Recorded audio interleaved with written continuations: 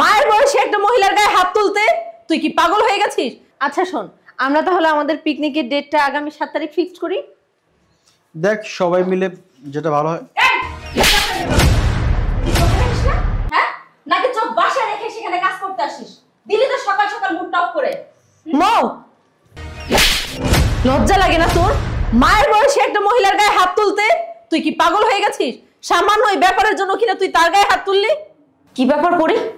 তুই সামান্য একটা বাড়ির কাজের মহিলার জন্য তুই তোর ফ্রেন্ডকে থাপ্পড় মারলি? হ্যাঁ, এই তুই কিভাবে পারলি এটা? আমি তো তোর ভালো বন্ধু। তুই সামান্য এই চাকরানির জন্য মৌয়ের গায়ে হাত দিলি কেন? আর তাছাড়া মৌ তো ইচ্ছা করে তাকে মারেনি, উনি অন্যায় করেছে তাই মেরেছে। চুপ থাক। এতটুকু কি শিক্ষাগত যোগ্যতা নেই তোদের মধ্যে? কাকে সামান্য চাকরানি বলছিস? এই সামান্য চাকরানি আমার মা। মা? এই ও কি বলে?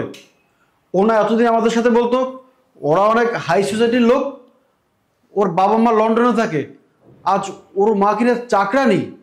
আরে আমিও তো সেটাই জানি যে ওর বাবা মা লন্ডনে থাকে, কিন্তু ওর মা যে বাসায় বাসায় কাজ করে এটা তো আর জানতাম না।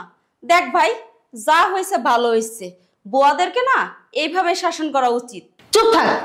মানলাম আমার মা একজন কাজের বুয়া। আমার মা যদি কাজের বুয়া হয় তাদের তোদের সমস্যা কি? আমার মা যদি লোকের বাসায় ঘুরে ঘুরে কাজ করে আমাকে পড়াশোনা শিখাতে পারে, আমাকে উচ্চ শিক্ষায় শিক্ষিত করতে পারে, তাহলে তোদের প্রবলেম কি? শোন, আমার মা বুয়া হলেও উনি আমার মা। আমার চোখের সামনে তোরা আমার মাকে ছোট করে কথা বলবি, এটা আমি কখনোই ছেড়ে দিব না। আর হ্যাঁ, আমি জানি আমি এতদিন তোদের মিথ্যা বলেছিলাম আমার মা বাবা লন্ডনে থাকে। আসলে দেখ, আমি জানি আমি যে গরিব ঘরের সন্তান, এটা জানলে তোরা আর আমার সাথে ফ্রেন্ডশিপ রাখতি না। শুধুমাত্র তোদের সাথে বন্ধুত্ব বজায় রাখার জন্যই আমি এই মিথ্যাগুলি বলেছিলাম। আমি চাইনি আমার মায়ের আসল পরিচয় দিয়ে আমি তোদেরকে হারাই। আসলে দেখ, এই ভার্সিটিতে তোরাই আমার আপনজন, তোরাই আমার আপন বন্ধু, তোরাই আমার সবচাইতে ক্লোজ ফ্রেন্ড। আর তোরা যদি জানতে পারিস আমার মা একজন বুয়া, এতে করে তোরা আমাকে ছেড়ে চলে যাবি, আমার সাথে আর মিশবি না। তাই আমি বাধ্য হয়ে আমার মায়ের পরিচয়টা গোপন করেছি। কিন্তু আজকে যখন আমার চোখের সামনে আমার মায়ের গায়ে তোরা হাত তুললি, তখন আমার পায়ের রক্ত মাথায় উঠে গেছিল। শত হলেও উনি তো আমার মা। পরি, উনি যে তোর মা সেটা আমরা আগে থেকেই জানতাম, কিন্তু তোকে কখনোই বলিনি।